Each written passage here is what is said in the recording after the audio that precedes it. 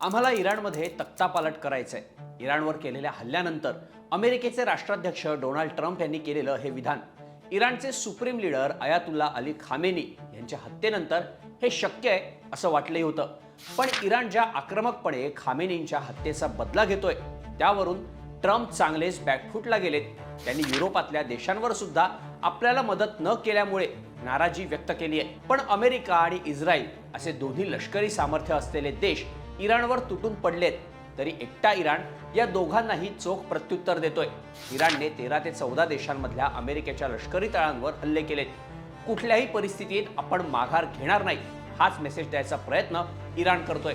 पण जून 2025ला झालेल्या 12 दिवसांच्या संघर्षानंतर इराणने फक्त 8 महिन्यात आपल्यात मोठे बदल केले, ज्यामुळे आजचा जास्त आक्रमक झालेला इराण आपल्याला दिसतोय। इराणने गेल्या 8 महिन्यात असं काय केलं, त्यांनी ट्रम्पना कसं वेड्यात काढलंय, पाहूया त्या व्हिडिओमधून। 13 जून ते 24 जून 2025 या 12 दिवसांच्या काळात इराण आणि इस्रायलमध्ये संघर्ष पेटला होता। तेव्हाही अमेरिकेने इस्रायलला पाठिंबा दिला होता, पण तेव्हा सुद्धा इराण मागे हटला नाही। त्यांनी कतारमधल्या अल उदैद या अमेरिकेच्या हवाई तळावर हल्ला केला। आता 8 महिन्यांनी पुन्हा एकदा अमेरिका आणि इस्रायलनं मिळून इराणवर हल्ला केलाय। पण या हल्ल्यात इराणचे सुप्रीम लीडर अयातुल्ला खामेनींसह 48 बडे नेते मारले गेले। यामुळे इराण कमकुवत होईल। ज्यांच्या आदेशावर देश चालत होता त्या खामेनींचाच मृत्यू झाल्यामुळे आता इराण शरण येईल असं ट्रम्प आणि नेत्यानाहूंना वाटलं होतं। पण या सगळ्या शक्यता खोट्या ठरवत इराणने जास्तच आक्रमकपणे हल्ले करायला सुरुवात केली। इराण इतक्या ताकदीने प्रतिकार करेल याची साधी कल्पनाही इस्रायल आणि अमेरिकेला नव्हती। पण जून 2025च्या संघर्षानंतर इराणने असे कोणते बदल केले ज्यामुळे आपला सर्वोच्च नेता गमावूनही इराण दोन्ही देशांना पुरून उरतोय? तर गेल्या 8 महिन्यात इराणने केलेला पहिला बदल म्हणजे आपली डॉक्ट्रिन म्हणजेच रणनीती जास्त आक्रमक करणं। कुठल्याही देशावर जेव्हा युद्धाची परिस्थिती ओढवते किंवा परकीय आक्रमणाचं संकट येतं तेव्हा त्याला तोंड देण्यासाठी देशाची रणनीती महत्त्वाची असते। इराणने गेल्या 8 महिन्यात याच रणनीतीत मोठे बदल केले। बचावात्मक भूमिका सोडून इराणने आता आक्रमक पवित्रा घेतलाय। जून 2025 मध्ये अमेरिकेने जेव्हा इराणचे भूमिगत तळ उद्ध्वस्त करण्यासाठी बंकर बस्टर बॉम्बनी हल्ला केला होता तेव्हा इराणने अल उदैद या अमेरिकेच्या हवाई तळावर हल्ला करून प्रत्युत्तर दिलं होतं। पण आता इराण फक्त 1-2 ठिकाणी हल्ले करून शांत बसत नाही, तर आखातात जिथे जिथे अमेरिकेचे तळ आहेत तिथे तिथे इराण हल्ला करतोय। UAE, Saudi Arabia, Qatar, Kuwait, Bahrain अशा एकूण 14 देशात अमेरिकेच्या लष्करी तळांवर इराणने हल्ले केले। दुसरीकडे हौथी, हिजबुल्ला, हमास अशा इराण पुरस्कृत संघटनांनी सुद्धा इस्रायलवर हल्ला करून या दोन्ही देशांना धक्का दिलाय। फक्त 3 ते 4 दिवसात इराणच्या विनाशकारी हल्ल्यांमुळे आखातातील पर्यटन व्यवसायाला इराणने मोठा हादरा दिलाय।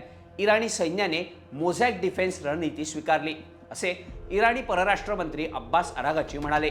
गुप्तपणे ड्रोन आणि मिसाईल हल्ले करण्यासाठी इराणने लष्कराच्या वेगवेगळ्या तुकड्या आधीच तयार केल्या होत्या। लहान ड्रोन आणि शॉर्ट रेंज मिसाईल्सचा हल्ला करण्यासाठी इराणने साध्या ट्रक सारखे दिसणारे मोबाईल लॉन्चर्स तयार केले। यामुळे एकाच वेळी अनेक ठिकाणी हल्ले करून शत्रूसोबत एक सायकोलॉजिकल वॉर खेळण्याची, शत्रूचं मानसिक खच्चीकरण करण्याची रणनीती इराण सध्या वापरतोय, ज्याचा मोठा फायदा त्यांना होताना दिसतोय। थोडक्यात इराण धोका ओळखून तलवारीला धार काढून बसला होता। खामेनी यांच्या मृत्यूनंतर आदेश देणारा सर्वोच्च नेता नसला तरी इराण फक्त प्रतिकार करायचा हा एकच आदेश मानून युद्ध लढताना दिसतोय। 1 मार्चला कुवेतमध्ये अमेरिकेची 3 F-15 विमानं पडली। याला फ्रेंडली फायर म्हणत ही विमानं कुवेतच्या एअर डिफेन्स सिस्टीमनं चुकून पाडल्याचं सांगण्यात आलं। आता F-15 विमानं ही अमेरिकेची शान समजली जातात। अमेरिकेची सगळ्यात प्रगत विमानं जर फ्रेंडली फाईटमध्ये पडत असतील तर अमेरिका या युद्धासाठी खरंच तयार होता का हा प्रश्न पडतो। ही विमानं आपणच पाडली असा दावा इराणकडून करण्यात आलाय। यावरून अमेरिका आपलं अपयश झाकण्याचा प्रयत्न करतोय का असाही प्रश्न पडणं स्वाभाविक आहे। इराणने या युद्धात वापरलेली महत्त्वाची स्ट्रॅटेजी म्हणजे लॉंग रेंजच्या मिसाईलचा वापर न करता शॉर्ट रेंज मिसाईल वापरून आखाती देशांना अस्थिर करण्याचं धोरण। शेकडो किलोमीटर लांब असलेल्या इस्रायलवर थेट हल्ला करण्यासाठी इराणला लॉंग रेंजच्या मिसाईल वापरणं गरजेचं होतं, पण त्याऐवजी शॉर्ट रेंज मिसाईलचा जास्तीत जास्त वापर करून आजूबाजूच्या आखाती देशांना अस्थिर करण्याचं काम इराण करतोय। पुढचे काही महिने पुरतील अशा शॉर्ट रेंज मिसाईल इराणकडे आहेत. लष्करी तळ ठोकून अमेरिका ज्यांचा ढालीसारखा वापर करतो त्याच आखाती देशांना मोठ्या प्रमाणावर डॅमेज करणं इराणने ठरवलंय. या देशांमधला सौदी अरब सोडला तर इराणला टक्कर देऊ शकेल इतकं लष्करी सामर्थ्य इतर देशांमध्ये नाही. त्यामुळे हे देश सुद्धा इराणला थेट प्रत्युत्तर देणं टाळतायत. शिवाय कच्चं तेल हा या देशांचा प्रमुख आर्थिक स्रोत आहे. पण इराणने या तेलाच्या व्यापाराचा प्रमुख मार्ग असलेली होर्मुझची सामुद्रधुनी चोख केली आहे. याआधी झालेल्या युद्धांमध्ये इराणने कधीही होर्मुझची सामुद्रधुनी बंद करण्याचं पाऊल उचललं नव्हतं. पण आता ही सामुद्रधुनी बंद करून इराण एक प्रकारे जगाला वेठीस धरण्याचं काम करतोय. जर पुढचे काही दिवस हा तेलाचा व्यापार ठप्प राहिला तर आखाती देशांना मोठं आर्थिक नुकसान होईलच. शिवाय तेल आणि गॅसचे दर भयानक वाढतील. त्यामुळे संपूर्ण जगावर सुद्धा मोठं आर्थिक संकट उद्भवू शकतं.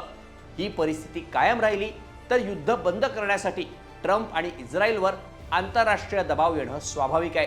जर असं झालं तर तो इराणचा सगळ्यात मोठा विजय असेल. दुसरी गोष्ट म्हणजे इराणने या युद्धात ट्रम्पना पूर्णपणे उघडं पाडण्याचं काम केलंय. ट्रम्प हे इस्रायलचं बाहुलं आहेत. अमेरिकेतली ज्यू लॉबी जे इस्रायलला हवंय तेच त्यांच्याकडून करून घेते असे आरोप याआधी अनेकदा झाले होते.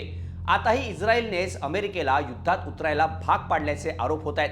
मुख्य म्हणजे अमेरिकेचे secretary of state Marco Rubio यांनी सुद्धा याची कबुली दिली आहे. अमेरिकेच्या संसदेला कोणतीही माहिती न देता ट्रम्प यांनी एकट्याने इस्रायलसोबत या युद्धात उडी घेतली आहे. पण यामुळेच अमेरिकेतला मोठा वर्ग ट्रम्प यांच्या विरोधात आहे. 59% अमेरिकन म्हणजेच 10 पैकी 6 अमेरिकन लोकांना ट्रम्प यांचा हा निर्णय मान्य नाही. हजारो किलोमीटर लांब असलेल्या देशात तख्तापालट करण्यासाठी केवळ वेळ आणि पैसा खर्च करण्यापेक्षा तोच आपल्या देशासाठी खर्च करावा असं तिथल्या जनतेचं म्हणणं आहे. युद्धाच्या या सुरुवातीच्या काळातच अमेरिकेला $1.4 बिलियन इतका खर्च करावा लागलाय. त्यामुळे अमेरिकेतील जनता, विरोधक इतकंच नाही तर ट्रम्प यांच्या रिपब्लिकन पक्षातले नेते सुद्धा या निर्णयाला विरोध करताना दिसत आहेत. एकूणच हार न मानता आक्रमक हल्ले कायम ठेवत इराण जागतिक पातळीवर ट्रम्प यांना एकटं पाडण्याचा प्रयत्न करत असल्याचं तज्ज्ञांचं मत आहे. अर्थात या युद्धात सगळ्यात जास्त नुकसान हे इराणचंच होत आहे. इराणच्या नेत्यांसह 700 ते 800 इराणी नागरिक हल्ल्यात मारले गेलेत. शाळेवर झालेल्या हल्ल्यात 150 पेक्षा जास्त विद्यार्थिनींचा मृत्यू झाला. त्याची दृश्य मन हेलावणारी आहेत. त्यामुळेच इराणला जगभरातून काही प्रमाणात सहानुभूती सुद्धा मिळताना दिसते. पण काहीही झालं तरी माघार घ्यायची नाही, शेवटच्या क्षणापर्यंत लढायचं हा इराणचा पवित्रा जगाला कोणत्या दिशेनं घेऊन जाणार हे आगामी काळच सांगेल. या सगळ्याबद्दल तुम्हाला काय वाटतं याबद्दलच्या तुमच्या प्रतिक्रिया कमेंट करा आणि अशाच माहितीपूर्ण व्हिडिओजसाठी HBT मराठीला सबस्क्राईब करायला विसरू नका.